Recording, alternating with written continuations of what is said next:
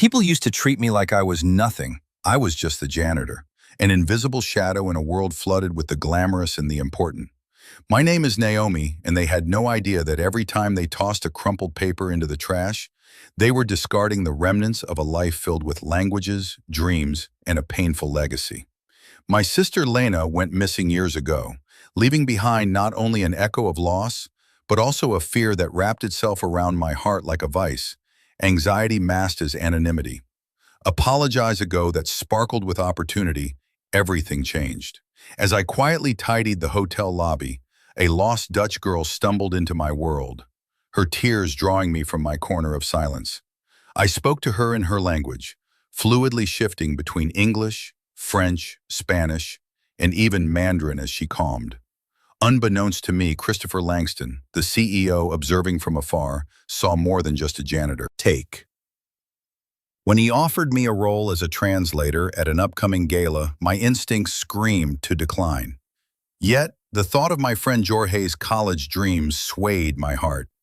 I transformed into the woman I had hidden away, donning a formal dress that felt as foreign as the spotlight now shining on me.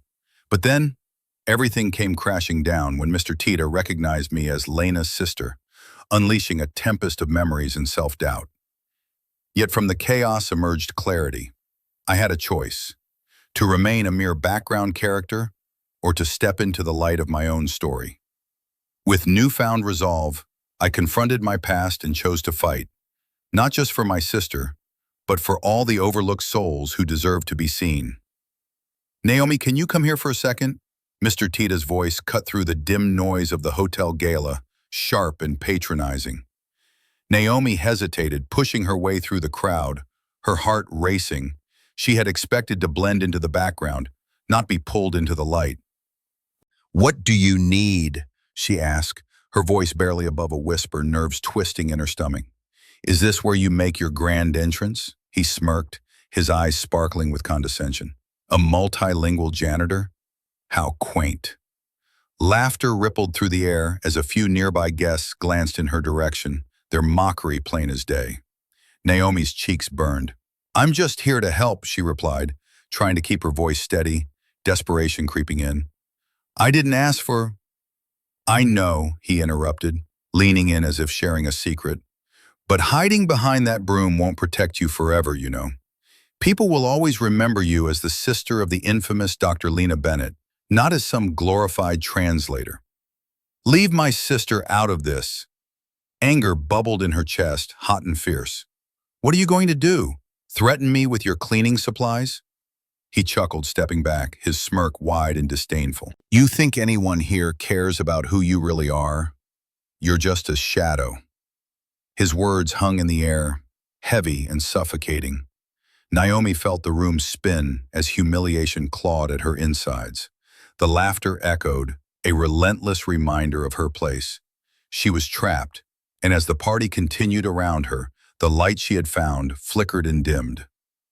Naomi tucked her mop into the corner, the water swirling in muted colors that echoed her own emotions, disjointed and murky. She blended into the dimly lit hotel lobby, careful to remain invisible, as the flow of guests enveloped her like a heavy fog. The echoes of laughter and conversation felt distant, an alien landscape she drifted by, each sound a reminder of the life she couldn't claim. Her sister Lena's disappearance haunted every silent step she took, especially on nights like this when opulence thrived just beyond her reach. With every unintended brush against the world of privilege, a familiar knot tightened in her chest, whispering that even 9 languages couldn't bridge the chasm of her past. Then the moment arrived. A lost Dutch girl tugged on heated frustration, and without a thought, Naomi knelt down, words spilling forth in soft, soothing tones. The girl's eyes lit up, confusion giving way to comfort. And there was Christopher Langston, watching from the sidelines, curiosity etched into his features as he witnessed the woman silently melting into the background. "Could you help out at the gala?" he asked, light infused in his voice, but all Naomi could feel was the weight of his gaze. A job offer, an opportunity, a siren's call to a world she'd long hidden from. Could she step into the light? The thought brought a rush of insistent memories, memories she had fought against, buried under layers of anonymity. Patriotism approached, a storm brewed within her. In an evening gown, she felt exposed, a ghost stepping out of shadows that had sheltered her for so long. The sudden recognition sent shockwaves through her. Dr. Lena Bennett's sister, Mr. Tiata had said, words that cut deeper than any knife. As panic set in, anger flared, igniting a resolve she thought she'd lost. In that moment under the blinding chandeliers, Naomi understood. She wasn't just a janitor. She wouldn't be silenced again. The past could no longer dictate her future. Whatever lay ahead after this night, she would choose to reclaim what had been stolen from her. Naomi adjusted her sleeve, the fabric feeling foreign against her skin, as she took a deep breath. The gala pulsed with laughter and chatter, but she felt an exhilarating thrill, a quiet storm brewing within her. "I can do this," she whispered to herself, her voice steady despite the chaos around her. While setting her gaze across the room, she caught Christopher's eye. A nod from him, a small, subtle gesture, was a lifeline. "You were amazing out there," he said, drawing nearer. "You're not just a janitor, are you?" Naomi's heart raced as she considered her response, shaping a truth long buried in the shadows. "No, I speak 9 languages," she declared, her voice gaining strength.